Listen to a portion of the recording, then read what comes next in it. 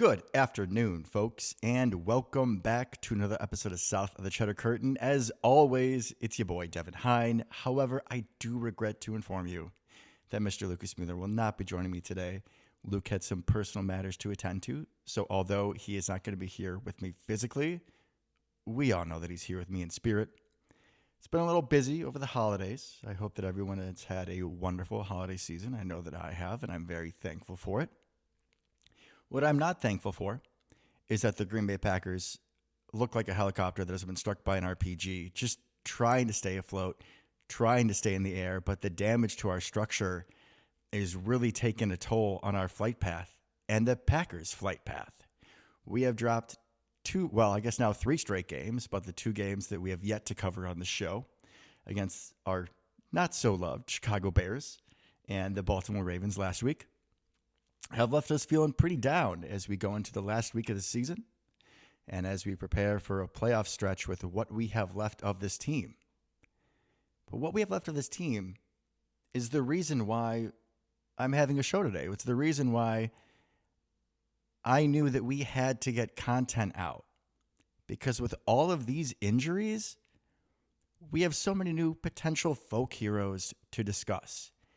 And as I'm sure all of you are, longtime listeners of the show, you know that me and Luke love roster fringe bubble guys, right?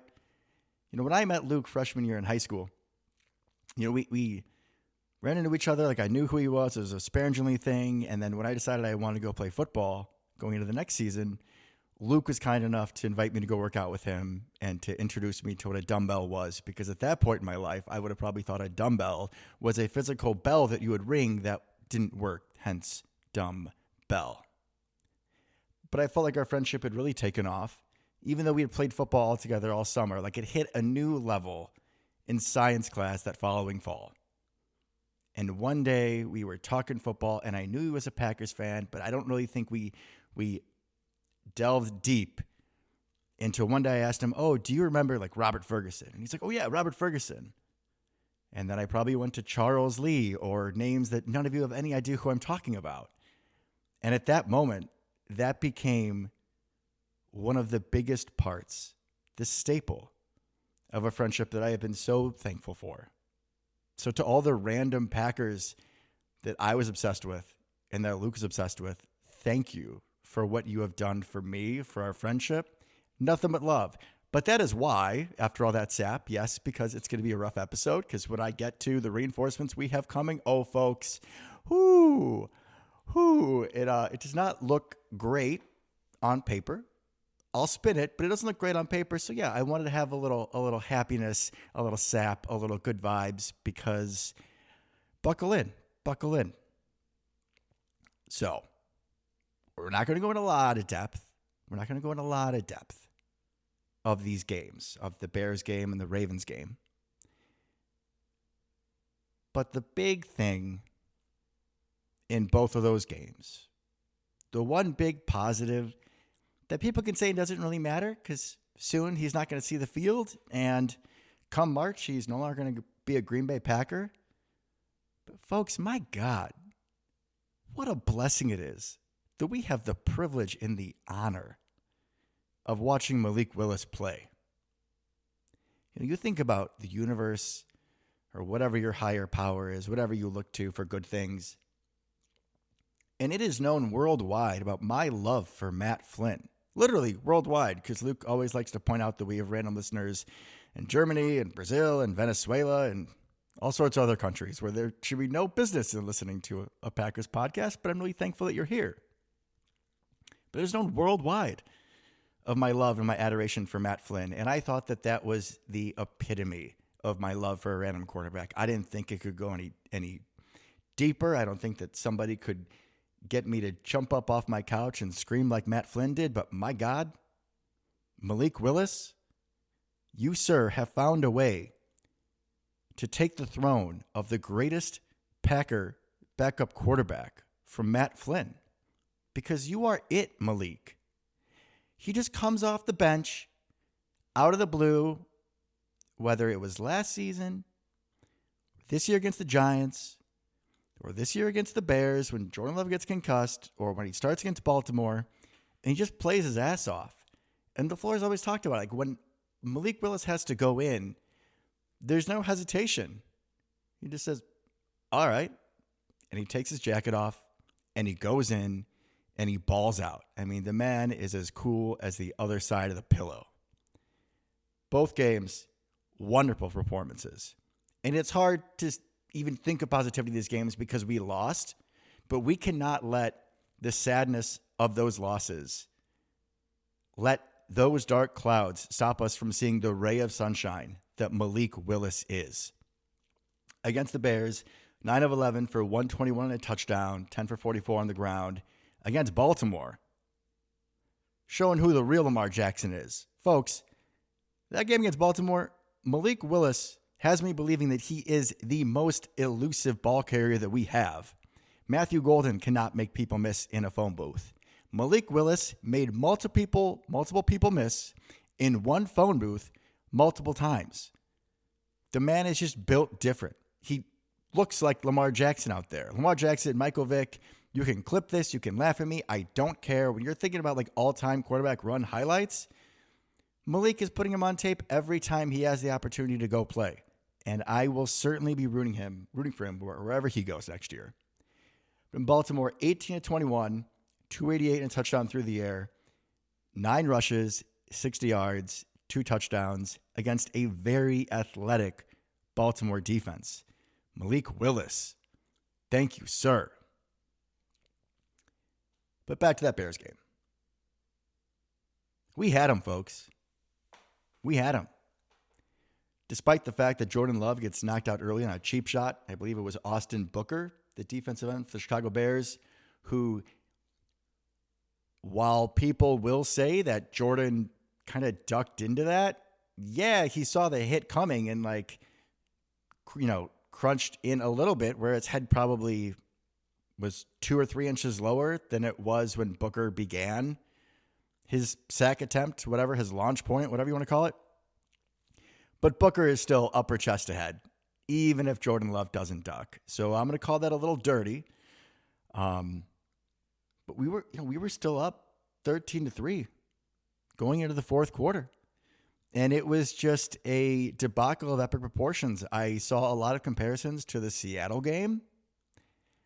Not quite as bad, but scaringly close. Scaringly. Now I'm making up words to describe these games. It's probably apropos with how devastating they were. Other little bright spots, though, besides Malik in this game, before we get to the list of sins that I believe ultimately did us in. Emmanuel Wilson had a high-volume game. Josh Jacobs was still nursing a knee injury. He finishes the day with 14 rushes, 82 yards. Early on, before the onside kick, which we'll get to, Romeo Doubs was having a nice day. 5 catches, 84 yards, touchdown. Luke Musgrave was the second leading receiver of this team. 3 catches, 38 yards. I think that Luke Musgrave has been all that we could ask for him to be in relief of Tucker Kraft. He's not going to be Tucker. He's not going to be Sam Laporta or another elite tight end. But has he been better than I expected? Absolutely. So Luke Musgrave, I appreciate that you, unlike most people on this team right now, are doing your job. Thank you, sir. Also, Jordan Riley, now RIP. He's not, no longer with us. He's just out for the season, which we will get to. We'll get to all of our friends that are no longer going to be wearing the green and gold this season. But he had some nice run stuffs. Welcome back in this game to Lucas Van Ness, Iowa's own, Barrington's own. There you go, Luke. I said it just for you. Limited snaps, but just good to see him back. And now to the list of sins. So the first one is Romeo on the onside kick. Admittedly, I was one of the Packer fans that was calling for Rick Bisaccia's job after that just because it's low-hanging fruit. But that really wasn't Rick Bisaccia's fault. Romeo had practiced being the hands guy throughout the week, so it wasn't like he wasn't prepared. And who else do you want to put there? Romeo Doubs has been titled, I guess, best hands of the team. It's onside kick recovery. You put your receivers out there. That's the hands team. What do you want? Bo Melton out there? I mean, you can maybe say Christian Watson, but if you would have asked me who do you want as the hands guy before that game, I would have probably said Romeo Doubs. He would have at least been like towards the top of my list. Ball takes a funny bounce. Romeo retreats as opposed to attacking the ball, which is the wrong thing to do, obviously. And the Bears recover. Josh Jacobs also had a fumble on the goal line, which took points off the board, which could have been an early dagger. We had a couple of defensive penalties late that contributed to Bears scoring drives.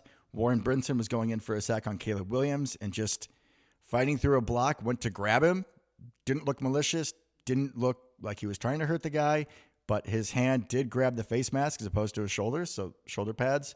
So, and I want to say it was like a throwaway. I think Caleb got the ball off. Would have been fourth down, would have got the ball back, but there was a flag there.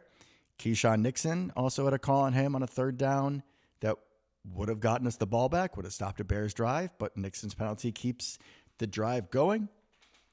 And the Bears did score on both of those drives.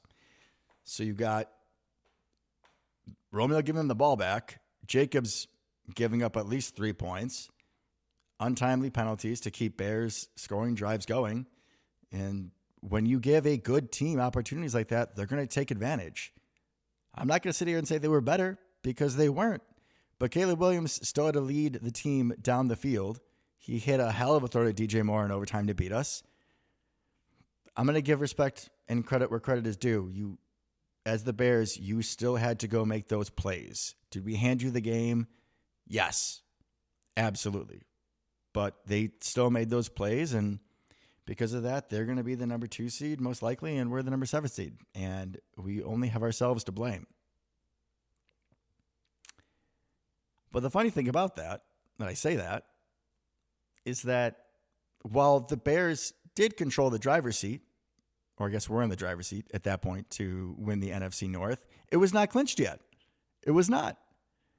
If we beat Baltimore and the Bears didn't end up losing to San Francisco, if we would have won this week 2 against the Vikings, and if the Bears would lose, we could have still flip-flopped.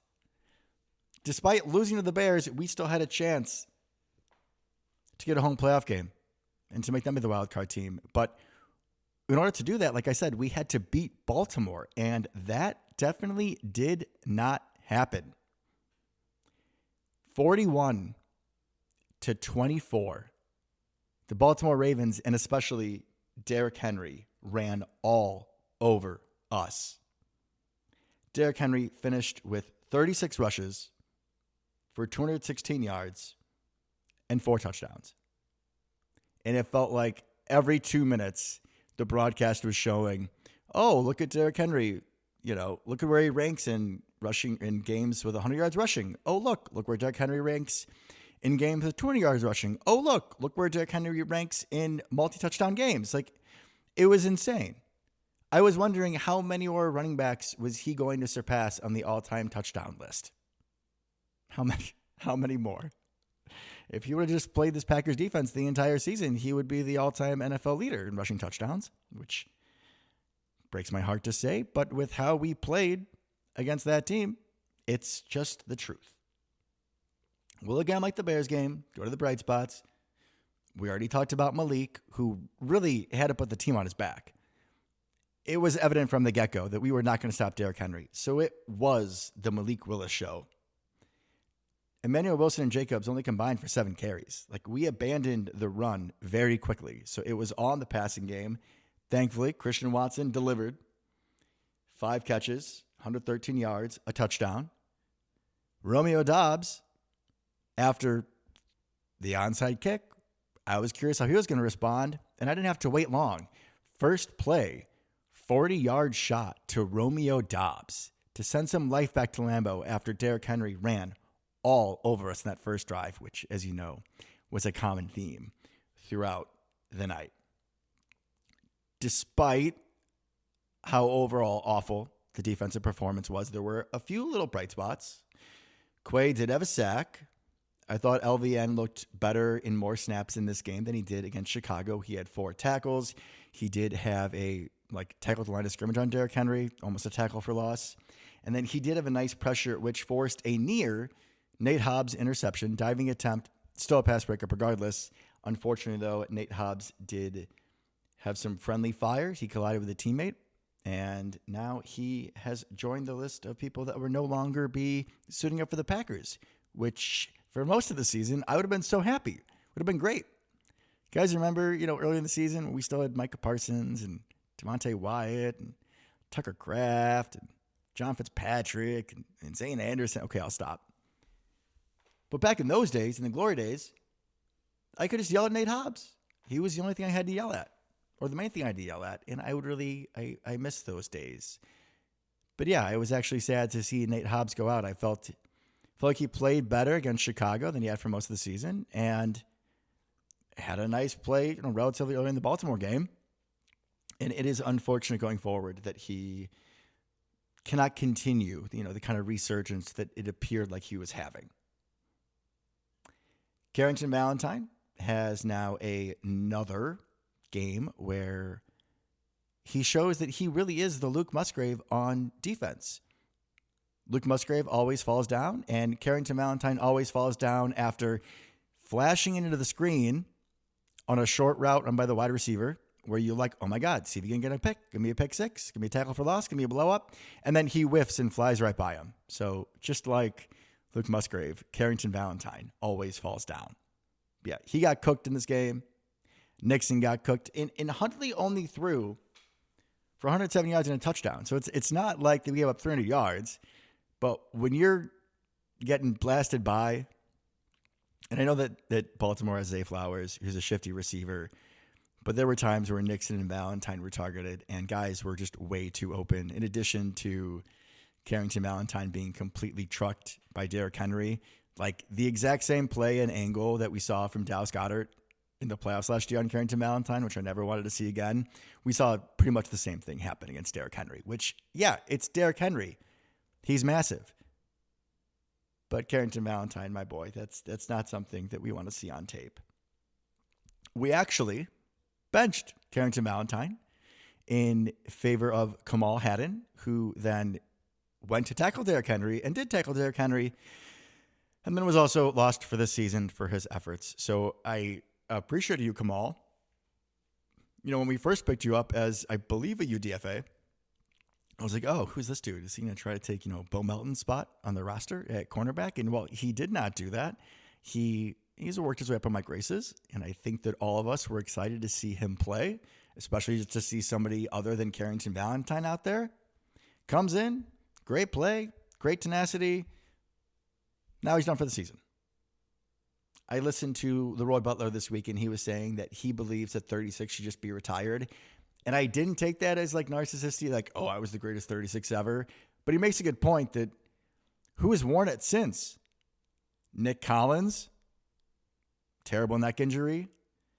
This injury to Kamal Hadden, I heard, was awful. I mean, I saw him go down, but I did not see the replay. And I thankfully, while scrolling Reddit, did not stumble upon it because I hear it is horrid. And then although he was not physically injured, the only other 36 I can think of was Ladarius Gunter. And if you think that man was the same after what Julio Jones did to him, then I just don't think our brains work the same way. So maybe Leroy Butler is onto something. Maybe we should retire number 36.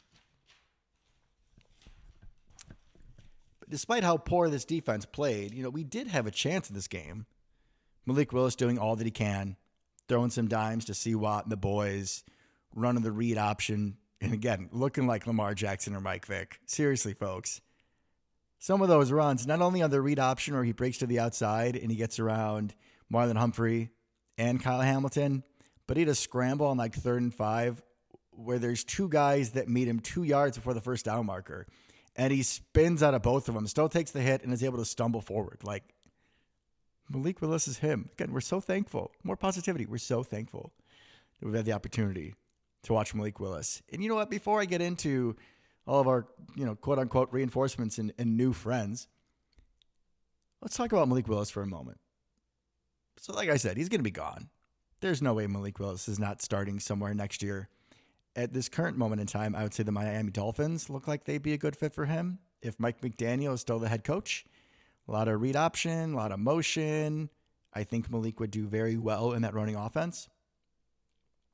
But there have been some people in the Packers sphere that have said that Malik Willis should be starting because the offense looks better with him as opposed to Jordan Love. And to that, I would say you are completely wrong.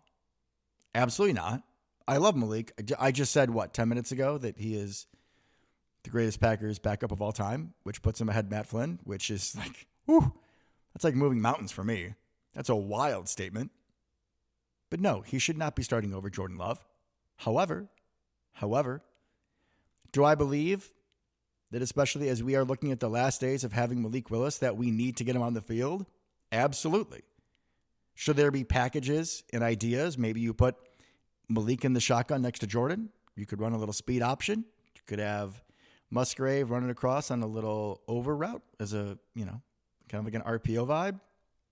Why not? He is too good not to have on the field, especially when he's so elusive as a ball carrier. I'm not saying put him in the I formation and have him go down somebody's throat, but if you get him in the open field, Malik can make people miss. And especially in the red zone, where we've been one of the worst teams in the NFL in the red zone, why would you not have a package? Or if you want to put him out there for a couple plays to run the option, we see how it messes with defenses. Defenses look so much more lost when he's out there, right? It feels like LaFleur is really in his bag when it comes to creativity with options and jets and all that sort of motion stuff that LaFleur's offense is supposedly known for. It just seems like when Malik is in, he really gets in his bag. So I'm not saying start Malik.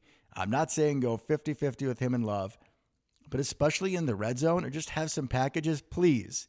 While we still have him, while we are trying to win with this team that has been so historically decimated by injuries.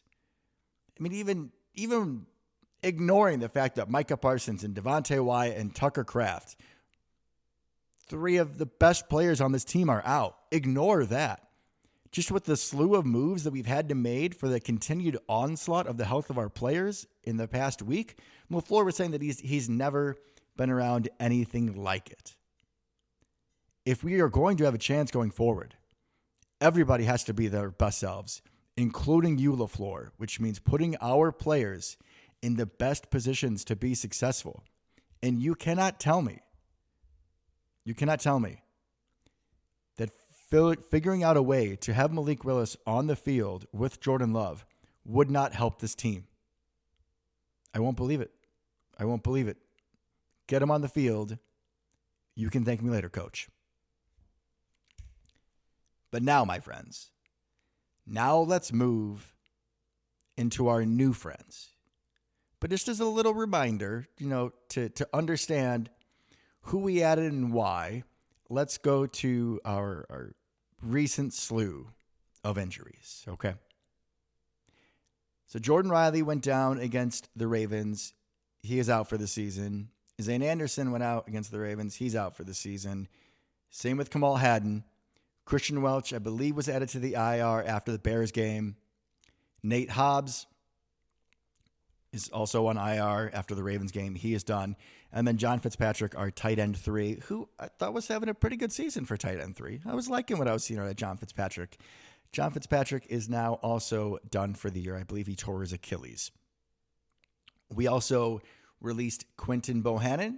So the 2 defensive tackles that we had signed to help replace Devontae Wyatt and help the run defense, which Lord knows we need it. Oh, how did I even forget? Let me just jump real quick. That run defense against Baltimore, Carl Brooks. Carl Brooks is the epitome of this run defense because out there he just looks tired.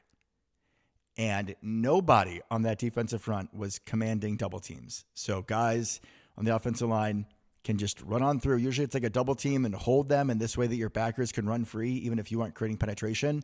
Like that's not, you would rather have those guys ideally get penetration and be able to disrupt the play by themselves like Devontae Wyatt could. But at this point, that's completely out of the question. You would at least hope they could hold a double team so that Cooper or Quay could run free, and that was not the case because nobody was holding double teams because Carl and Colby are exhausted. And Jordan Riley was playing well, and now he's out. And Quentin Bohannon, the big man out of Seattle, was Not what we were looking for. So he is no longer a Green Bay Packer. So let's go into our list. Who is coming to save the day? Number 1, Trayvon Diggs. Yes, the former Cowboy, the 2-time Pro Bowler, 6'2" corner out of Alabama.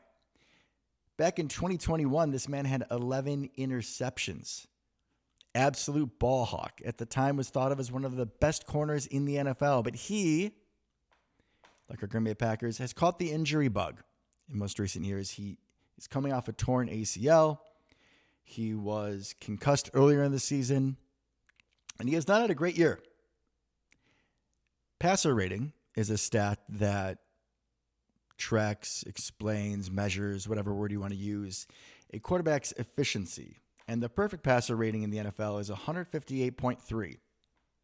Well, currently, when targeted by opponents, Trayvon Diggs is giving up a passer rating of 158.3. So yes, not great. Some people in Packer Nation think that this is a waste. And there's no reason to do it because Trayvon Diggs hasn't been great. And you're right. He hasn't been great. But he has not been much worse than Keyshawn Nixon and Carrington Valentine of late. And as I said earlier, we tried benching Carrington Valentine and did until Kamal Hadden got hurt, and then he had to go back in the game. Am I anticipating that Trayvon Diggs is going to return to his 11 interception performance in 2021? No, I'm not. But this is the definition of a low-risk, high-reward signing. Let's just say he balls out. We can keep him next year for dirt cheap. I don't remember exactly the contract, but he has one more year on his deal. So this is basically like a tryout if you think about it. We're going to need to do something about the corner room. And if we can get better play from Trayvon Diggs than we were getting from, or have been getting from Nixon, but especially Valentine, like that could be an option going forward. And what if he's better? It's not like we've ever seen a corner that was once highly thought of, maybe not as highly thought of as Trayvon was, struggle, then bounce around from teams, have some adversity, and then, come in after we sign him off a practice squad, and then he gets, like 6 picks and 3 pick sixes in his first year on the Packers. Oh, yeah, I'm talking about Razul God. I'm not saying Trayvon Diggs is going to be Razul God, but it's not like just because somebody was bad elsewhere that there's no chance that they could be better here. I think it's worth a shot. I like his size. He's 6'2". He's got some dreads. I love that. I love that. No risk, high reward. Let's see what he can do. He'll be wearing number 28 for the Packers. Come on down, Trayvon Diggs. And yes, I will be including some physical attributes and their jersey numbers because with all these new friends, there's like eight of them. I have a few people returning from injury on my list, but yeah, there's a lot of new friends. So I figured throw in the jersey numbers so when we're watching on Sunday and when we're watching the playoffs, you know who we're talking about. Number 2, but before I forget Trayvon Diggs, he played at Alabama with Xavier McKinney. So there's some familiarity there, good communication. I think that makes this transition a little bit easier for him. And plus 2, Micah's here, and Micah said he can stay at his house. So thank you, Micah. Number 2, speaking of Micah, folks, do you remember when we drafted Colin Oliver out of the 5th round? Luke's boy. Remember what Luke said in his pre-draft, or I guess his our mock draft that we do? Devin, he said, Devin, close your eyes and imagine Micah Parsons. Now imagine if Micah Parsons couldn't play football. And reports out of Green Bay are that the Green Bay Packers have a nickname for Colin Oliver. And it's Baby Micah. I mean, that is incredible work by the man, the myth, the legend, Lucas Mueller. And deserves the shout out. Absolutely wonderful. And I guess apparently, not only do we have international listeners, but we have listeners somewhere in the Green Bay Packer locker room. And I'm a little disappointed that when they started calling him Baby Micah, they did not quote the man, the myth, the legend, Lucas Mueller. I think that is a disservice. And whoever it is in their locker room, I'm not mad, but I am certainly disappointed. But yes, Colin Oliver, number 45, the 5th round draft pick. Athletic freak, Like Micah, he's a speed demon. He's not going to beat you with power.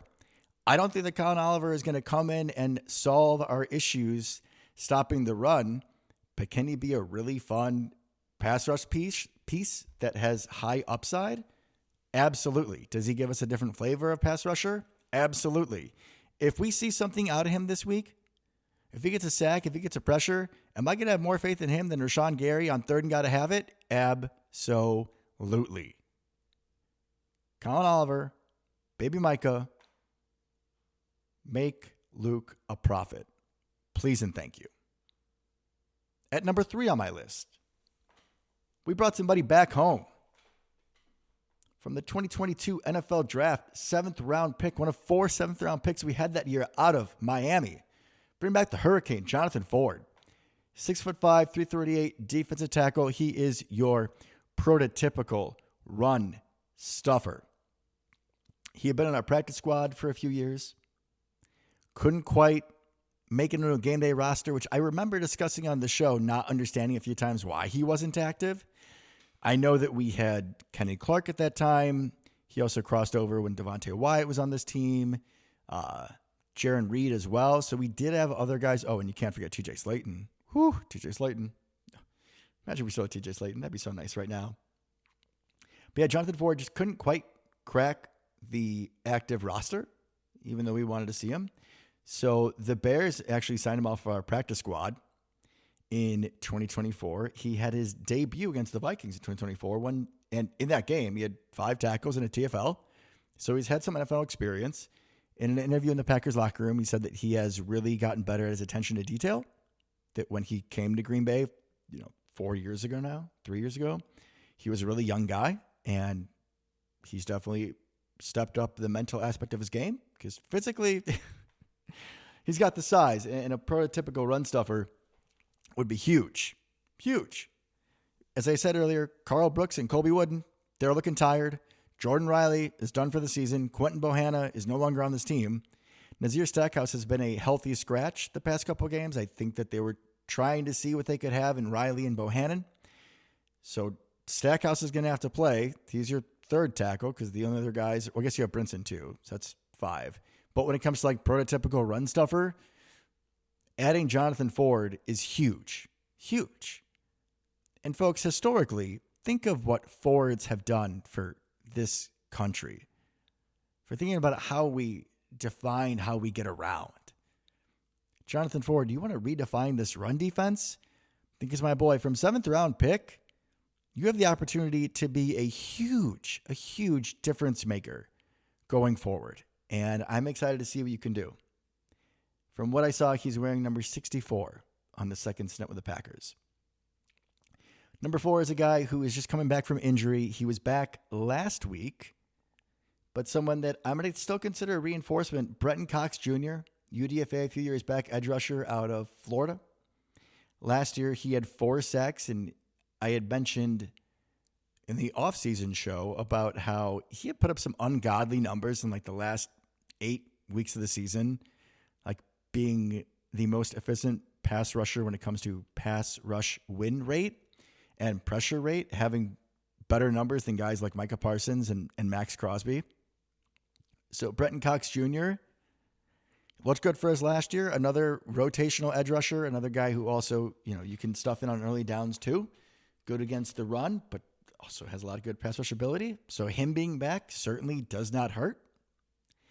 Another new friend, Shamar Bartholomew. Good old Barty.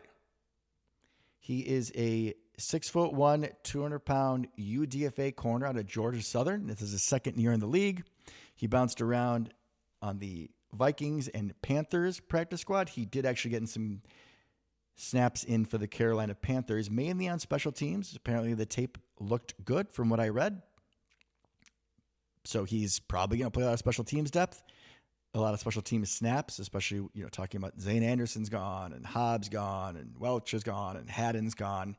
Bartholomew is most likely a special teams pickup, but at corner, we got Valentine and Nixon, who we're not happy with, Bo Melton, who we refuse to play at corner, Trayvon Diggs, so he'll probably play a lot, and Bartholomew. So it's not unimaginable that he would play. But welcome to the Packers, Shamar Bartholomew. Another old friend coming back from injury at number 6, Iowa's own Nick Niemann, the Demon, special teams demon. He's fine on defense. If we absolutely had to play him, he'd probably be the reserve. But with Christian Welch being out, that's a nice peace of mind that we have someone I can actually trust as opposed to a practice squad guy. Like the practice squad linebackers are not great. So thank you for being back, Nick Niemann. As I said, he is a wonderful special teamer. And with the losses at special teams, it is nice that we'll have one of our preferred starters on that unit back. Number 7, we have now corner Jalen Simpson. I always thought he was a safety, but corner Jalen Simpson, he'll be wearing number 38. He was a 5th-round pick of the Indianapolis Colts out of Auburn. He's 180, so he's a little thin. He's got a little bit of speed to him. He had 4 picks his senior year, so it's not like this is a nobody. I don't exactly know why the Colts let him go. He is listed at corner, like I said, despite my understanding of him prior being a safety. Probably special team snaps. You do need another safety in that room just because of the loss of Zane Anderson. So now we got McKinney, Bullard, Williams, Oladapo, and now Mr. Jalen Simpson. I'll still say he can play safety. Whatever. Another corner safety, another guy in the secondary, another special teamer. Come on down. Similar vibe for Jonathan Baldwin at number 8, a safety corner hybrid. He has been on this team since the preseason. He was a UDFA out of UNLV. He'll wear 37. At number 9, I put him on the list even though it's not like for a new injury, but after the loss of John Fitzpatrick, we decided to activate for last week Drake Dabney, 6'5" tight end out of TCU, undrafted free agent. Wears number 49. Kind of feels like Dominic Daphne wearing number 49, and considering that his senior year in college at TCU, he had 19 catches for 103 yards in college. So not the greatest athlete. I was a little surprised that we did not go sign a tight end with better pedigree, but maybe the practice squad tight end list is that bad. And then number 10 and 11, put them together. It's the same position. We got quarterbacks. Talking about quarterbacks. Clayton Tune and Desmond Ridder. So Clayton Tune, who is going to start tomorrow against the Minnesota Vikings, wears number 6. He is a 5th-round pick of the Arizona Cardinals in 2023 out of Houston. He's had very limited snaps in the NFL. We did briefly see him in relief of Malik Willis once Malik went down. 0 touchdowns, 3 interceptions.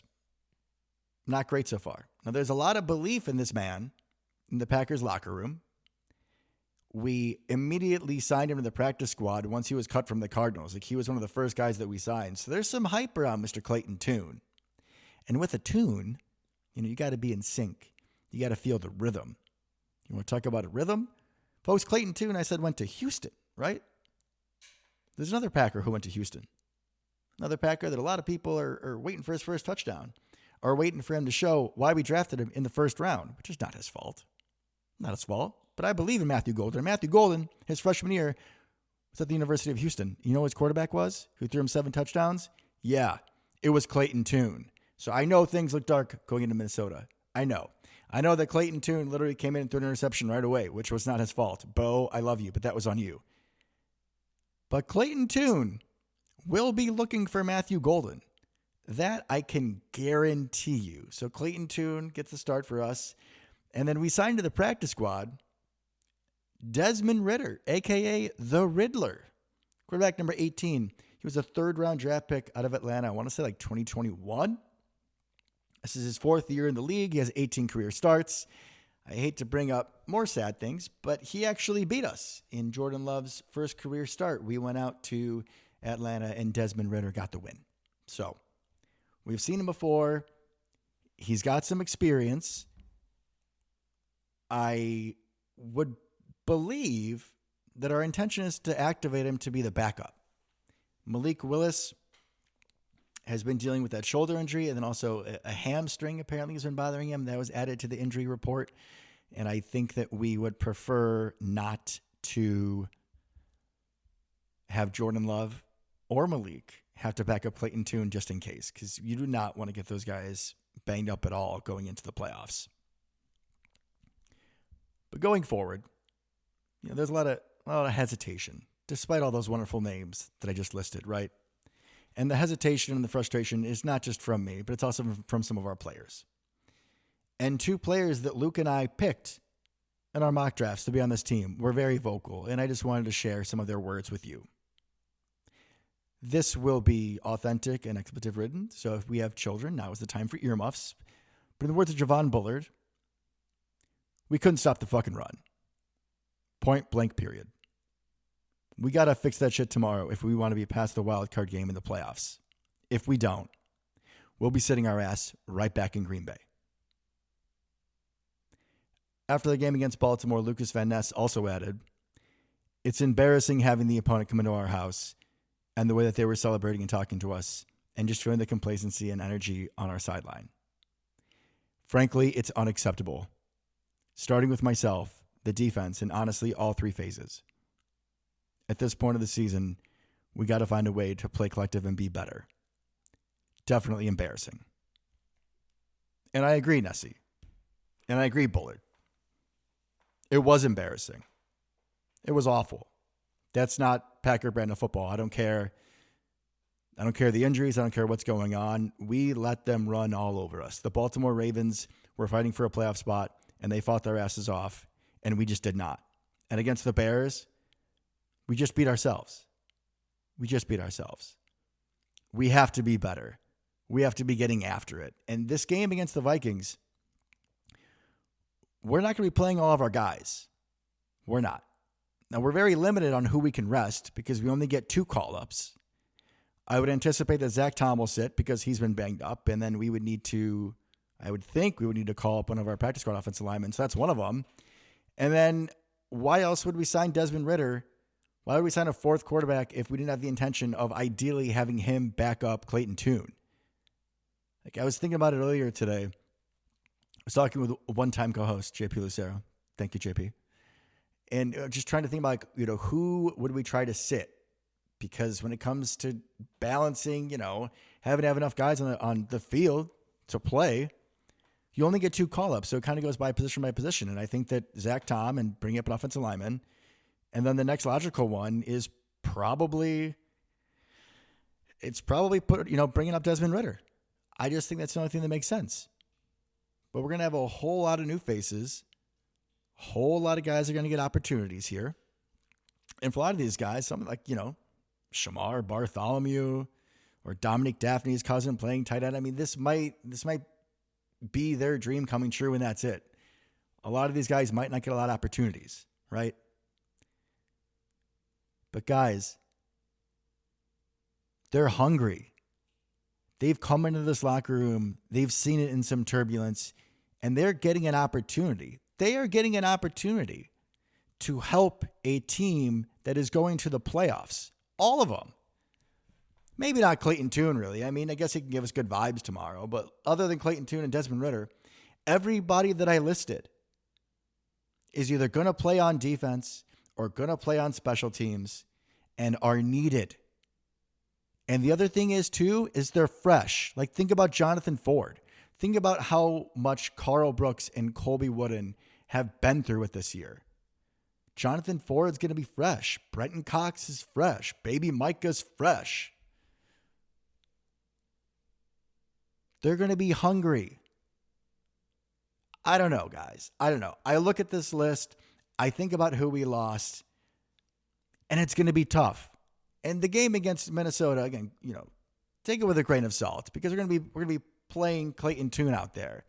But am I going to be looking to see how these guys play? Absolutely. I'm expecting to see tenacity. I'm expecting to see guys taking advantage of the opportunities that they're given. When we signed Razul God, that's what he did. I'm not going to sit here and think that all these guys are going to be Razul God, but they're all given that opportunity. So why not? Why can't a few of them pop off? Why can't Trayvon Diggs get a pick? Why can't Jonathan Ford get a TFL? And Colin Oliver chase down 9. Yeah, J.J. McCarthy. Apparently he's back. Vikings have won 4 straight games. They're going to be feeling good about themselves. They'll be like, oh, yeah, we're going to beat down on the Packers because they're really hurt and they're playing Clayton Tune. Colin Oliver, shut them up. Baby Micah, Shut them up. Nick Neiman, make a special teams forced fumble. Jonathan Baldwin, do something. Like, folks, we have an opportunity here. And I know the injuries are bleak. I know. And I've said it 6 times in the show. I don't care. I don't care. But you know what? You think Christian Watson's going to roll over and die? You think Josh Jacobs is going to roll over and I think Jordan Love's going to be like, oh, it's too much? Huh? You think Edgerrin Cooper and Quay Walker and X and Bullard, you think Evan Williams is going to throw in the towel because he got some injuries? I don't. I think the reality of what is left of this defense until we see all these new superstars that we have, the reality is somewhere in between the Bears game and the Baltimore Ravens game. And I don't know. I don't know if we really have the capacity, if everybody plays at their best, for us to go on a run. It's probably unlikely. But in the words of Han Solo, never tell me the odds. And I expect us to come out swinging. I expect a lot of people to be wondering, why weren't those guys on teams after these games? It makes no sense. I can't quite explain it, but I can't pick against our boys, especially with these laundry list of new friends.